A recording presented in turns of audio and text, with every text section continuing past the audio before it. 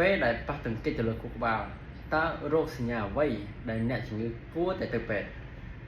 បាទសួស្តីអ្នកទាំងអស់គ្នាជាទូទៅនៅពេលដែលដួលត្រូវក្បាលអ្នកខ្លះអត់មានរោគសញ្ញាអីទេគ្រាន់តែឈឺក្បាលទេប៉ុន្តែរោគសញ្ញាដែលអ្នកទាំងអស់គ្នាគួរតែព្រួយបារម្ភហើយត្រូវទៅពេទ្យឲ្យលឿនដើម្បីពិគ្រោះយោបល់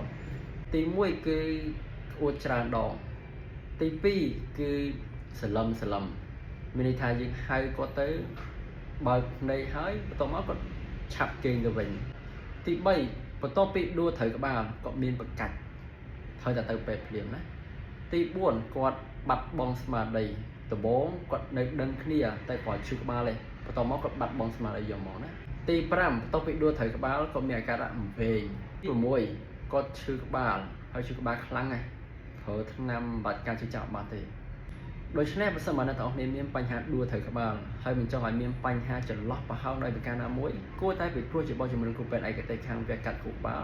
ដើម្បីធ្វើរោគវិនិច្ឆ័យឲ្យបានច្បាស់លាស់និងព្យាបាលបានត្រឹមត្រូវ